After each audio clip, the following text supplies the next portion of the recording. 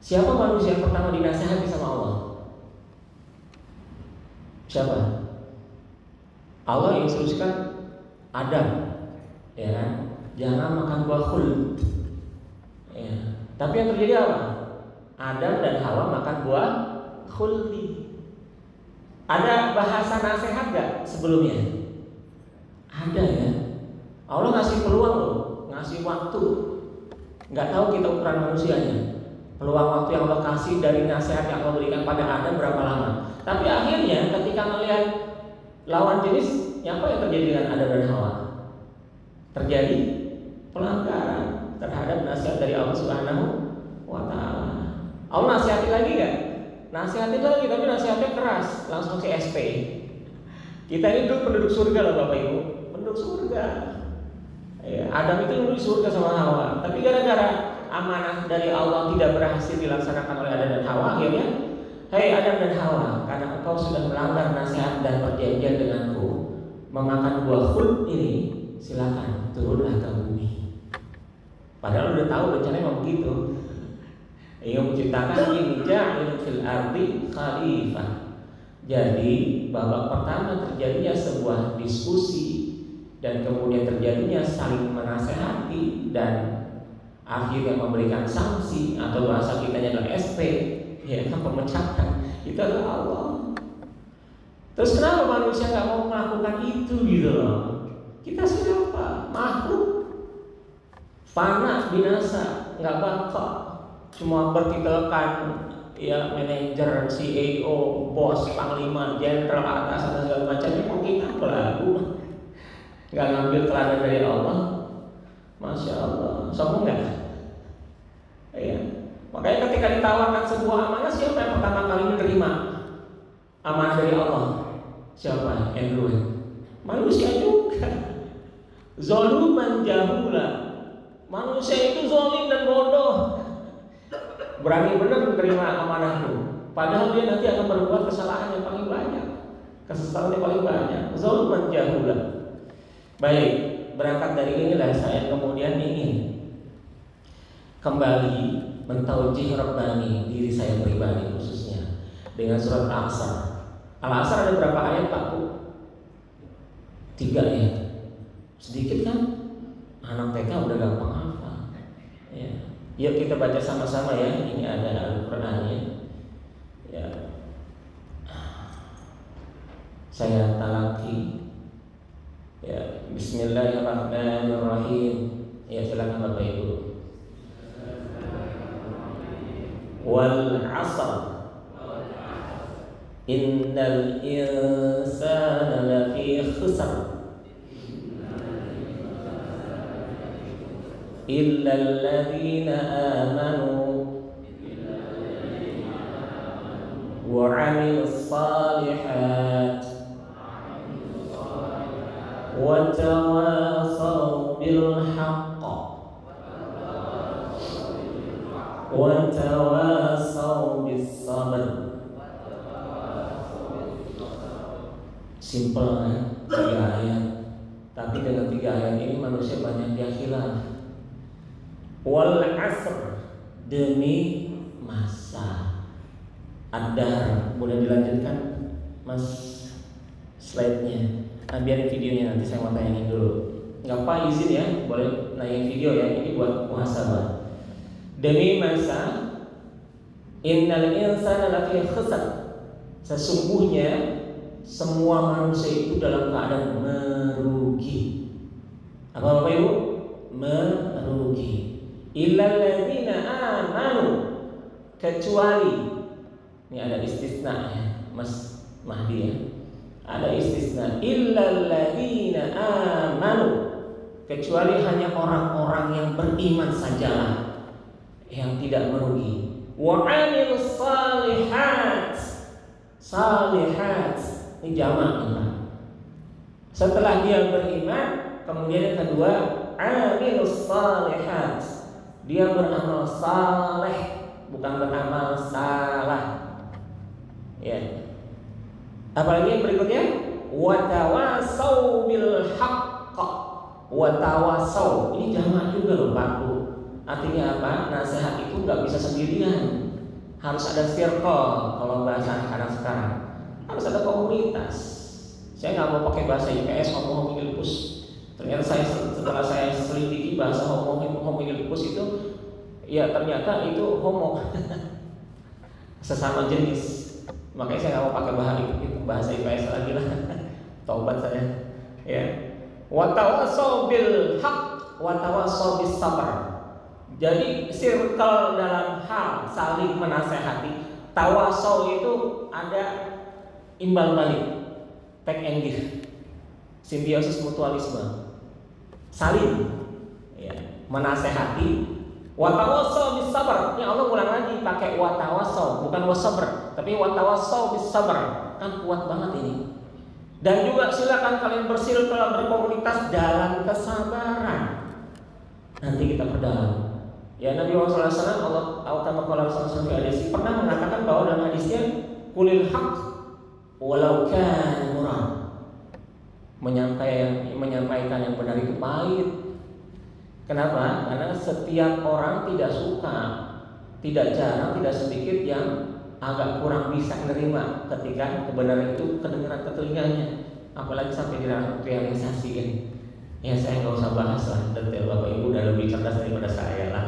Ya, baik, kita evaluasi muhasabah dulu ya. Videonya Mas, silakan.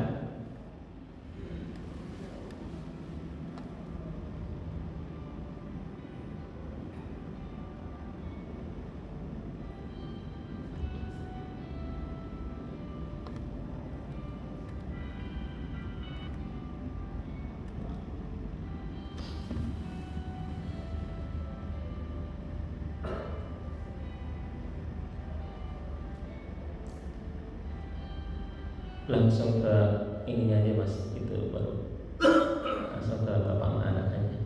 Nah, pintu gerbangnya. Ini ada sepasang anak dan bapak. Ya.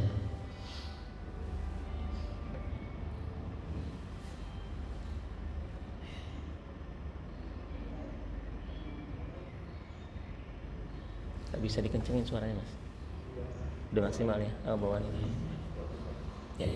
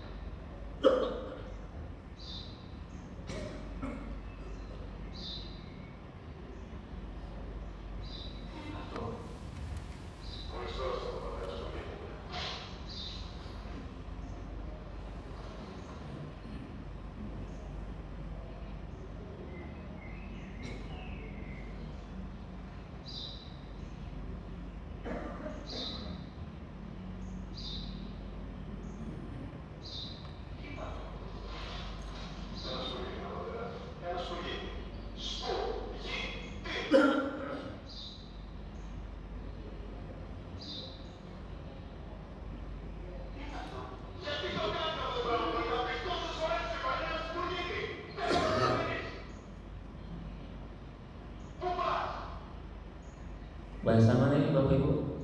Rupa. Bahasa? Oh Yunan ya. Masya Allah. Jazakallah Pak. Sekarang negerinya di mana Pak? Yunan. Namanya sekarang? Ya sudah. Tadi ngasih masukan yang benar bahasa Yunan. Kita satu-satu selesai.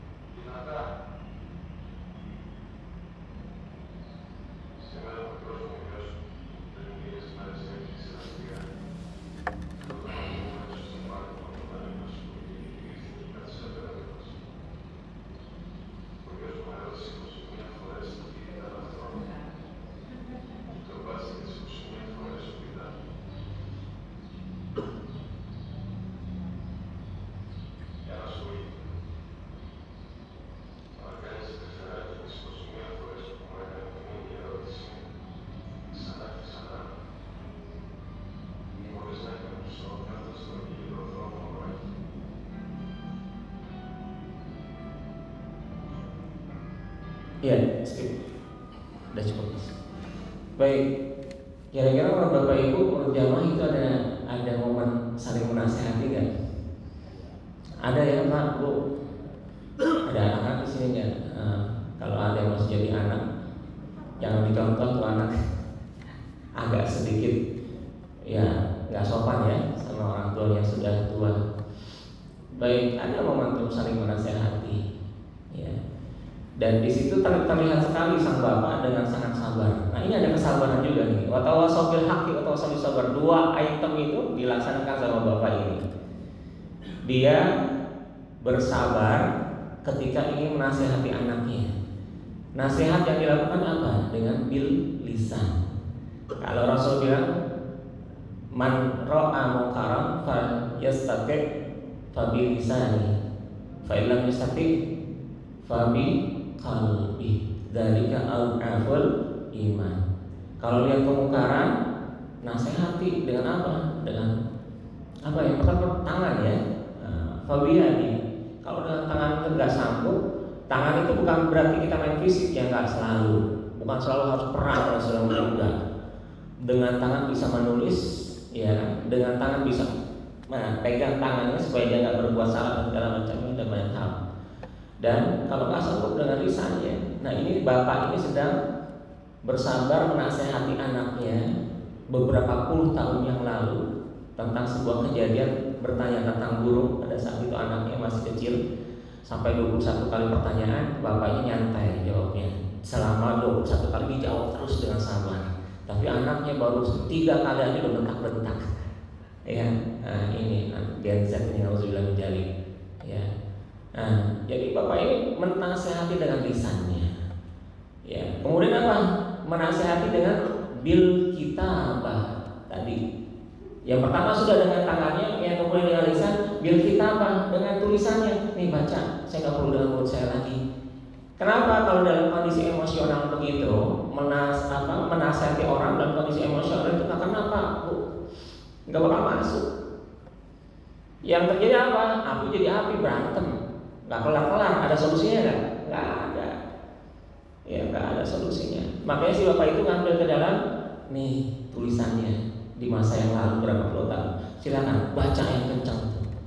Bapak Ibu kita perlu nulis Bu diary kehidupan kita. Ketika itu pasti akan sangat dibutuhkan.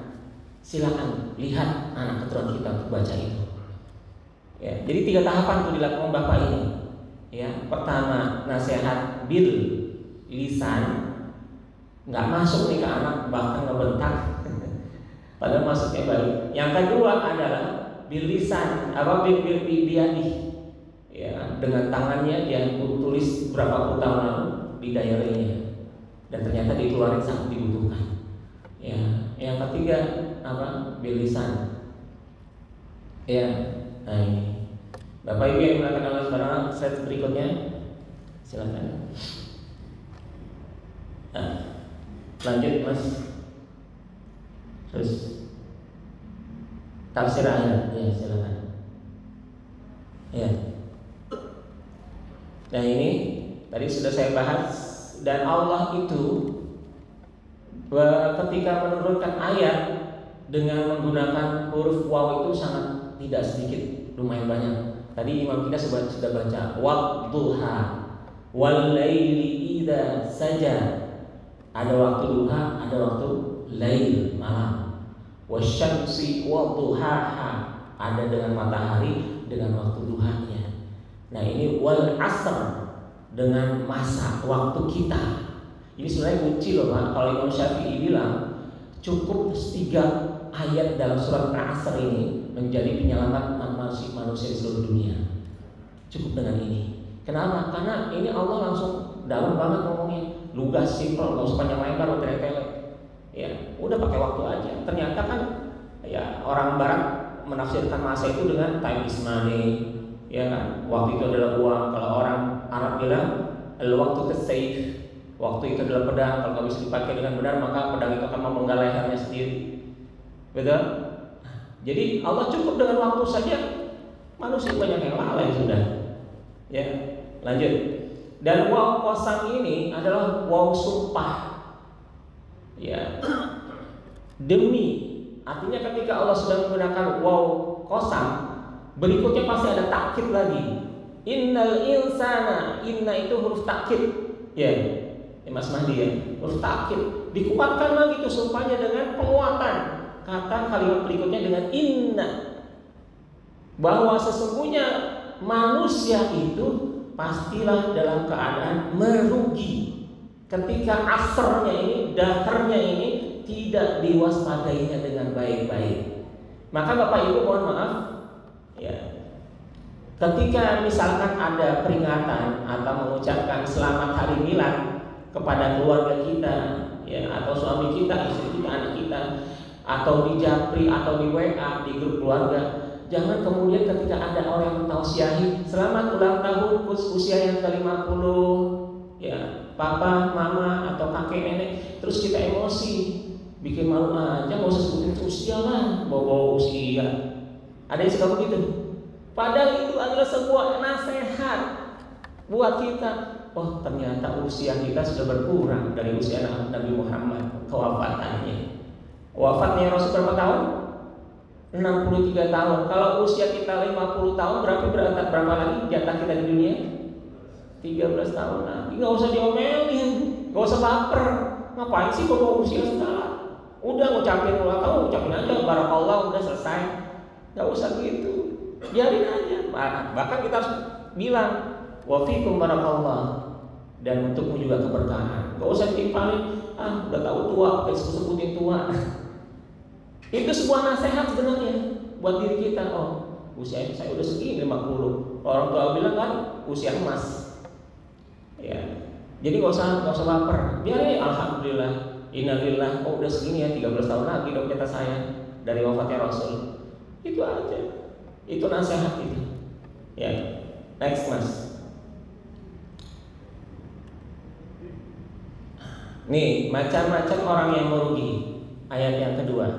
Silakan lanjut, Mas. Macam-macam orang merugi. Nah, yang pertama Allah mengatakan orang yang merugi yang pertama adalah dengan kaitan akidahnya.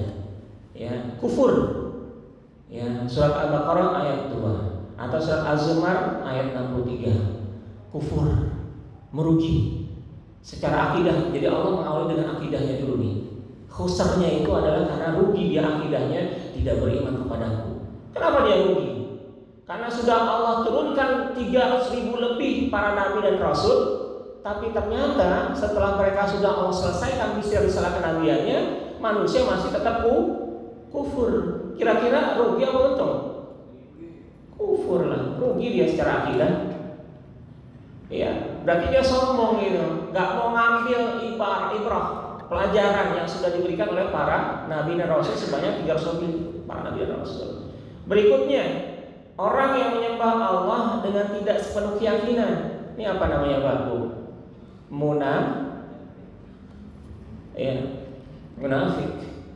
Dia kelihatan secara zahirnya menampilkan keimanannya, tetapi secara batinnya di luar orang yang beriman dia akhirnya berselingkuh. Dan tanda kutip ya. Dia mencederai keimanannya. Tidak sepenuh keyakinannya keimanan pada Allah. Buat kamuflase aja. Wah, saya lagi di circle orang beriman, udahlah saya ngikutin beriman aja. Ya, kalau bahasa Qur'annya yastahzi'u bihim. Orang munafik itu memperolok-olok orang beriman lainnya dengan caranya dia kamuflase. Maka Allah jawab, lu jual beli, Allah yastahzi'u bihim. Emang lu doang bisa memperolok orang-orang lain, orang beriman? Gua juga bisa. Saya kan Allah yastahzi'u bihim. Maka akan aku perolok lagi, akan aku hinakan lagi perolokan kamu itu terhadap umat hamba yang lainnya. Merugi. Yang ketiga, percaya pada yang batil dan ingkar kepada Allah. Al-Ankabut ayat 52. Banyak gak sekarang yang percaya pada yang batil? Sekarang orang batil, orang yang gak benar jadi dewa. Orang yang benar akhirnya jadi batil ya. Nah itu. Begitulah kondisi sekarang. Makanya saya sama teman-teman pengen tahu tuh KPU kayak gimana sih. Oh begini ternyata. Disentil juga tuh sama teman saya dengan ajang diskusi tanya. Ya, kalau ada orang KPU melanggar amanah konstitusi diapain? Dalam Pak? Pertanyaan itu dalam. Ini anak masih di bawah usia orang dewasa. saya bawa anak-anak juga. Pertanyaannya di luar persangkaan orang dewasa. Dia nanya seperti itu, kaget dia. Wah, langsung berubah ekspresi wajah orang KPU ketuanya itu. Tuh. Akhirnya dengan berat hati dia jawab, ya jaim lah dia kan. Kalau nggak jawab, gimana ini? Dia jawab lah, ya kalau kayak KPU yang curang, nggak amanah, Bawaslu nanti yang menindak. Dikasih stepnya Bawaslu, ntar ini, ntar itu. Dalam hati saya, kena loh. Sama orang di bawah usia tuh, di bawah usia orang dewasa, tapi udah nyampe ke otak. Subhanallah. Ya, percaya pada yang batil, dan ini tanda-tanda akhir zaman. Udah banyak orang yang percaya dengan yang batil dan jauh daripada yang benar. Padahal doa kita, minta kita selama sholat, ihdinas siratal. Emang apa maksud ihdinas siratal mustaqim? Wahai Rabb, tunjukkanlah kami ke jalan yang benar, mustaqim. Jalan yang benar ya jalan yang Allah ridhoi lah, bukan jalan yang batil. Betul. Berarti kita sudah mendustai diri kita enggak? Iya, kalau melakukan yang tidak benar berarti kita sudah bohong pada diri kita sendiri. Rugi nggak? Rugi. Nah itu kan pernah ada orang rugi. Lanjut, melanggar perjanjian Allah sesudah perjanjian itu teguh, memutuskan apa yang diperintahkan Allah untuk dihubungkan dan membuat kerusakan di muka bumi. Terakhirnya endingnya merusak kehidupan di muka bumi. Terjadi nggak sekarang? Wah, makanya kemarin akhirnya udah ada prediksi lagi tuh orang. Tanggal 12, bulan 12, jam 12, tanggal sekian akan terjadi kiamat. Gua tungguin. Saya gak yakin. Ya kan itu urusan Allah. Yang berikutnya, orang yang menjual petunjuk dengan kesesatan. Banyak gak Pak Bu? Banyak sekarang. Ceramah gebrak ya kan. Bilang ini, bilang itu salah, bilang salah macam. Ribut soal nasab Nabi. Padahal dia siapa emangnya? Iya kan? Dia fitnah sana fitnah sini, menimbulkan kesesakan sana sini, umat jadi gelisah. Banyak kayak gitu sekarang. Ngaku-ngaku jadi ustaz, emang ustaz siapa? Akhirnya giliran diundang untuk tantangin omongan dia untuk diskusi, diajak diskusi dia nggak datang. Ini kan bukti, termasuk orang yang berugi, orang yang menjual petunjuk dengan kesesatan. Lanjut Mas. Kita percepat aja ya, karena waktunya mungkin tidak terlalu banyak. Nasihat menasihati, ya. Nasihat menasihati supaya menaati kebenaran dan menasihati supaya menetapi kesabaran. Kedua aktivitas ini pun termasuk dalam amal soleh Pak. Kalau mau beramal soleh nggak usah berat-berat, nggak usah mikir yang berat-berat, ya simpel aja. Amal soleh, Rasul udah kasih tuh urutannya. Ya, pertama dengan tangannya.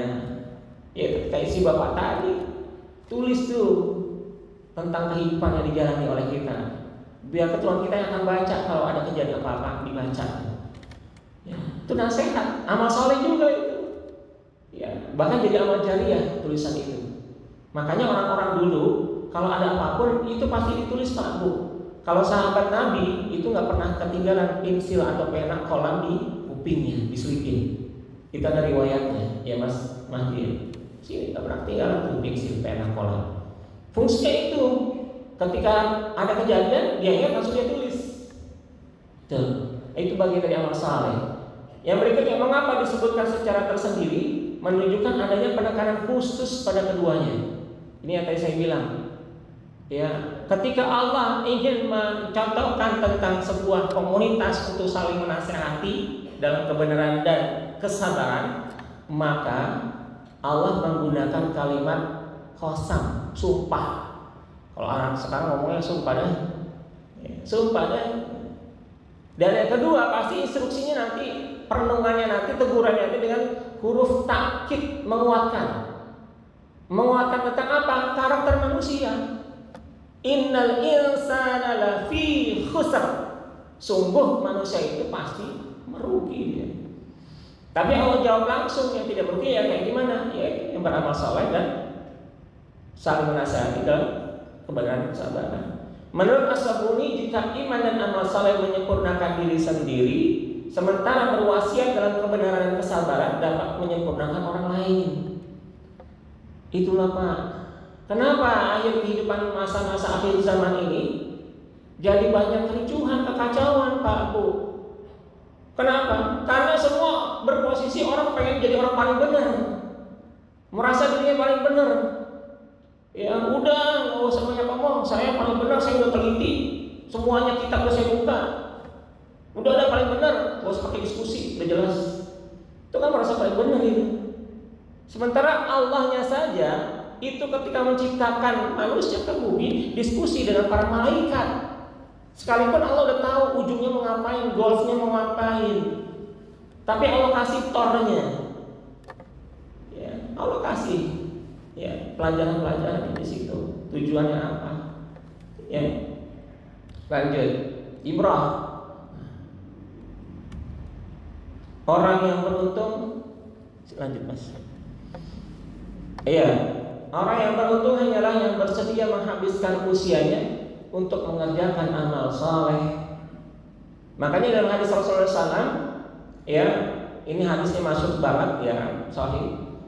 Semua amal perbuatan amal Bani Adam manusia ketika usianya sudah habis wafat, kecuali yang tertinggal cuma berapa Pak? 3. Apa saja Pak? Ilmu yang bermanfaat. Kedua, anak yang saleh, amal saleh, anak yang saleh. Itu goals kita tuh Pak. Tapi mau gimana mau jadi anak yang saleh, kita doain berkali-kali menjadi anak yang saleh, keluarga yang saleh, salehah. Kalau kita tidak mau beramal saleh, tapi malah sebaliknya beramal salah, akhirnya kalis balik ke diri kita sendiri itu. Kalau kita nggak mau beramal saleh, sementara doa kita minta keluarga yang saleh, salehah, keturunan. Tapi kita nggak mau beramal soleh, ya nggak bakalan nyampe. Ya, sebab hanya dengan mengerjakan amal soleh manusia mendapatkan ganti dari modalnya yang telah hilang. Pak, kalau kita bisnis, mau bisnis apa kek, ya kan? Kira-kira mau untung mau buntung, mau untung mau rugi. Sama orang yang beramal soleh, modalnya nggak bakal hilang dia. Bahkan kata Rasulullah, ya kan? Dia akan menjadi amal jariah sekalipun jasadnya sudah dikubur, tapi nanti akan estafet tuh keturunannya, bawa amal soleh yang sudah dilakukan dicontohkan oleh kita sampai cucu cicit dan seterusnya. Itu terpatri dalam kehidupan mereka semua nanti. Tapi kalau kita menjadi cerminan orang yang berbuat amal salah, ya jadi jelas balik lah, cermin kembali pada mereka. Tidak akan menjadi amal jariah. Tapi kalau orang yang beramal saleh, itu nanti jelas baliknya dia berantai jadi amal jariah kata Rasulullah. Ya, wafat terputus amal yang lain, tapi kalau orang yang beramal saleh menjadi amal jariah, dikubur nanti akan terus tersambung oleh anak keturunannya, di surga pun nanti akan ke bawah. Itu mau Pak Bu? Berat gak? Berat. Oh, akhir zaman gini udah banyak yang lupa. Makanya saya kajiannya gak usah berat-berat, surat Al-Asr aja. Lanjut. Menyia-nyiakan waktu juga dipandang sangat merugikan jika dikaitkan dengan terbatasnya kehidupan manusia di dunia. Al-Quran memberitakan bahwa di akhirat kelak manusia merasakan bahwa kehidupan mereka di dunia sehari atau setengah hari. Ini dia ada di surat Al-Mu'minun, ya, ayat 113. Nanti bisa dilihat di Al-Quran di rumah, sambil di rumah. Ya. Itu orang-orang yang tidak beramal saleh ketika di dunia, begitu hisabnya nyemplungnya ke neraka, mereka semua bilang, "Ya Rob, ya Tuhan kami, balikin lagi dong saya ke dunia, biar saya bisa beramal saleh." Itu kan di Quran ada itu kisahnya. Jadi Al-Quran itu subhanallah, ya ilmunya itu udah perspektif masa depan. Bukan masa depan di dunia, tapi perspektif masa depan akhirat. Kehidupan kita yang sesungguhnya di akhirat itu udah harus ceritakan, nanti akan ada kayak begini manusia nanti. Udah nyemplung di neraka, kita kembali ke dunia supaya apa? Dia bisa beramal soleh. Kata Allah, lu kemana-mana waktu di dunia, baru nyadar lu nyemplung neraka. Sorry, udah nggak ada lagi kehidupan, udah ending itu, closing. Lanjut. Dari 24 jam waktu kita, 10.000 menit seminggu, berapa jam ya waktu kita untuk melakukan sesuatu yang fardu ain. Sholat 5 kali 10 menit 50 menit, seminggu 350 menit. Mengkaji Islam 2 jam dalam seminggu. Berapa jam untuk yang sunnah, berapa untuk fardu kifayah, ya.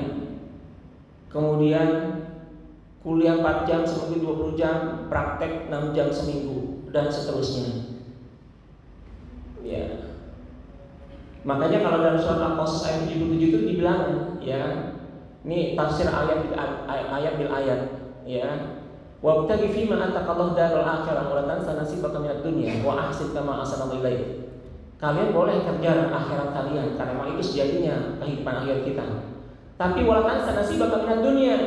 Jangan lupakan kehidupan dunia kalian yang sekarang kalian jalani, karena kata Rasulullah, mazra'atul akhirah. Dunia itu adalah jalan tolnya kita menuju akhirat. Ya, maka upayakan maksimalkan amal soleh kita selama di dunia. Nyambung nggak Pak Bu? Ini tafsir ayat bil ayat dan tafsir ayat dengan hadis dan sirah. Lanjut Mas.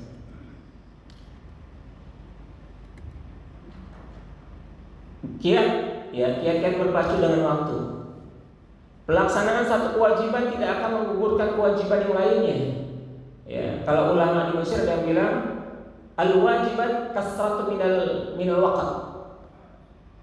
Kewajiban yang diamanahkan oleh Allah kepada manusia itu lebih banyak daripada waktu yang tersedia. Berasa nggak Pak Bu? Sekarang perjalanan waktu rotasinya semakin cepat, luar biasa. Saya kadang-kadang suka terkaget-kaget, perasaan kemarin baru hari Senin, ini udah hari Senin lagi. Perasaan kemarin baru begini, kok udah begini lagi. Itu kadang-kadang saya langsung, wah masih banyak kerjaan saya. Suka mikir gitu nggak Pak Bu? Benar itu kata ulama Mesir. Al-wajibat kasrat minal awqat. Kewajiban yang diamanahkan oleh Allah kepada manusia lebih banyak daripada waktu yang Allah sediakan. Hitung-hitung deh. Waktu yang Allah sediakan cuma berapa sehari? 24 jam. Silakan dikalkulasi tuh berapa banyak kewajiban kita. Checklist mana yang udah, mana yang belum. Selama 24 jam. Amal soleh yang banyak. Kan randakan begitu, hitung-hitungan. Kita mau rugi apa mau rugi apa mau untung, mau laba apa mau rugi, kayak gitu. Yang berikutnya adalah tentukan skala prioritas, mana yang fardu, mana yang sunnah, mana yang mubah. Kalau dalam fikih namanya fiqhul aulawiyat.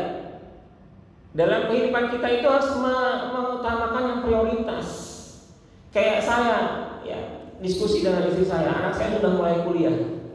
Ya, dulu masih bisa jalan-jalan, ya kesana kemari habisin uang jutaan sekali. Sekarang saya bilang, aulawiyat kita, prioritas kita terhadap orang tua adalah memfasilitasi jalan tol anak kita untuk sukses dunia akhirat. Adapun hiburan itu adalah bonus saja. Itu namanya fiqhul aulawiyat. Sekarang kita fasenya apa? Kemarin Pak Haji Andi cerita dengan saya, hidup itu siklus berputar. Dulu kecil, bayi kecil, terus sampai kemudian jadi kecil lagi. Karakternya, kelakuannya saya. Ya itulah Pak Haji tadi ada yang infonya juga begitu ngomong ke saya. Ya itulah manusia. Dari sendiri berteman, nanti sendiri lagi. Ya kan? Di kuburan ada yang mau nemenin Pak Bu. Mandi ada yang mau nemenin? Nggak ada di kuburan yang mau nemenin. Di akhirat nanti siapa yang mau bela? Iya, amal soleh kita, anak soleh kita. Anak-anak kita yang hafal Quran 30 juz. Itu yang akan menolong kita. Itu yang dinamakan dengan amal soleh. Jadi amal jariah nanti pas di yaumil mahsyar, hisabnya akan dimunculkan anak-anak yang saleh, amal soleh kita. Apalagi dia hafal Quran 30 juz Pak. Waduh. Baru. Cerdas manajemen waktu. Ini intinya surat Al-Asr itu. Kita sebagai manusia kalau semakin akhir zaman itu merasa waktu yang tersedia itu semakin singkat, semakin sedikit, sementara kewajiban makin banyak, harusnya lebih cerdas manajemen waktu kita. Jangan menyia-nyiakan waktu kita yang lebih banyak. Nah, ini asbabul nuzul surat Al-Asr. Orang ini menurut Syekh Muhammad Abduh, ya, dari ulama Mesir. Ya. Orang Arab jahiliyah itu banyak yang bersantai dengan waktu asarnya. Pak, Bu, kalau kata Rasulullah ada dua waktu yang dilarang oleh Rasulullah SAW, ya umat Nabi Muhammad itu lalai. Pertama adalah waktu fajar subuh, yang kedua adalah waktu asar. Dan dua waktu ini adalah dua gangguan setan yang teramat kuat dan teramat besar. Di sana kita harus ya bisa berjuang untuk melawan dua waktu ini, jangan sampai lalai. Maka kata Rasul, jangan tidur di waktu pagi dan jangan tidur di waktu asar, karena kita akan menjadi orang yang merugi. Ya Pak ya. Orang jahiliyah itu sangat lalai dengan waktu asarnya. Ya, mereka foya-foya, nyata-nyata, leye-leye kayak orang bilang sekarang, dan segala macam hal yang lainnya. Makanya Allah menegur dengan Al-Asr ini. Next, keutamaan surat Al-Asr. Ya, biasa dibaca oleh sahabat di akhir majelis. Nah, ini kita harus rutinkan, Pak. Ya, Bu, membaca surat Al-Asr di akhir majelis. Ia juga merangkum kunci keselamatan sehingga bisa mewakili isi Al-Quran. Imam Tabrani mengatakan, ya dalam riwayat Ubaidillah bin Hafiz, ada dua sahabat Nabi SAW, jika bertemu mereka tidak akan berpisah, melainkan salah satu dari mereka berdua baca surat Al-Asr terlebih dahulu sampai mengucapkan salam. Terakhir, Syekh Wahbah Zulhairi, ya pakar tafsir, mengarang tafsir Al-Munir, menyambutkan, nah ini tadi saya bilang, Imam Syafi'i mengatakan, seandainya manusia memikirkan surat Al-Asr ini, pastilah surat ini cukup bagi mereka dalam kehidupannya. Nah, dia akan tidak menjadi orang yang merugi. Baik, saya langsung pada konklusi saja. Ya, di tafsir ayat 3, Mas. Tafsir ayat 3, ya, ilal ladzina amanu wa 'amilus shalihati wa tawassaw bil haqq wa tawassaw bis sabr. Kesimpulannya ada 3 hal yang harus kita buatkan dalam diri kita. Pertama, iman. Iman itu butuh pengetahuan dan keyakinan. Keyakinan tidak akan muncul, tidak akan kuat manakala kita tidak punya pengetahuan. Makanya pentingnya majelis ilmu seperti ini, majelis zikir seperti ini. Yang kedua, amal saleh, pengamalan dan perbuatan. Iman, ilmu tidak akan menjadi buah seperti pohon kalau tidak dipupuki, tidak disiram dengan pupuk, tidak kita rawat, maka tidak akan berbuahnya. Sama halnya dengan ilmu dan iman, keyakinan, dia tidak akan berbuah manis kalau tidak kita amalkan dengan amal yang saleh. Terakhir, saling menasihati dalam kebenaran dan kesabaran. Ya, dakwah agar orang lain juga ikut beriman dengan dan beramal saleh. Pak, Bu, jangan mengatakan tugas dakwah itu hanya tugasnya para asatis saja, para mubalik saja. Ya. Baligh anni walau ayat, sampaikan dariku walaupun hanya 1 ayat, tapi 1 ayat itu harus dikuasai, harus dipahami. Dan yang terakhir, jangan mudah mengklaim bahwa dirinya yang paling benar, yang lain salah. Saya yang ahli sunnah, yang lain bukan ahli sunnah. Ya. Yang punya justifikasi sepertinya Rasulullah. Kita cuma diupayakan memastikan bahwa diri kita sudah mengikuti ajaran Allah dan ajaran Rasul sesuai dengan Al-Quran dan hadisnya. Tapi kita nggak punya hak prerogatif untuk mengklaim orang lain itu salah, kita yang paling benar. Jamaah kita paling benar, mereka salah. Tak bisa. Yang Allah ajarkan adalah yadullah fawqal jamaah, kata Rasulullah. Allah itu bersama hamba-hambanya yang berjamaah, itu saja.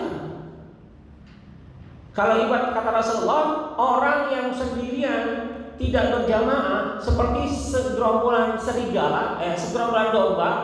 Ada satu domba yang keluar dari gerombolannya, maka ada serigala yang siap menerkamnya. Itulah manusia. Kalau dia hanya menyendiri hidupnya, tidak berjamaah, maka siapa yang bisa menolong dirinya? Karena orang lain gak bakal tenang. Dia kan gak berjamaah, dia sendiri hidupannya eksklusif. Maka Nabi Muhammad SAW, Allah dan Rasulnya dan Islam tidak mengajarkan eksklusivisme, ajaran yang menjauhkan diri dari orang lain, menyendiri, hanya demennya dengan kelompoknya sendiri karena merasa kelompoknya paling benar, yang lain kelompoknya salah, tidak nyunah dan segala macamnya. Siapa bilang Rasul ajar kayak gitu? Baik Bapak Ibu sekalian, itu yang bisa saya sampaikan. Datangnya kesalahan tentu dari saya semata-mata sebagai kafir yang tidak lepas dari kesalahan dan kekurangan. Ini hanyalah sekedar sekecil secuil ilmu yang Allah titipkan pada saya. Tentunya yang lebih banyak pengalamannya, pengetahuannya adalah Bapak Ibu yang di depan mata saya. Saya usianya masih 49 tahun, mau 50. Bapak Ibu kan udah asam garam kehidupan buahnya. Silakan saling kasih masukan saya dengan sangat senang hati. Jika benar itu datang dari Allah dan Rasulnya telah menyampaikan kesalahan dari saya pribadi, untuk itu dibuka pintu maaf yang sebesar-besarnya. Tidak ada gading yang tidak retak, tidak ada manusia yang sempurna kecuali Rasulullah SAW.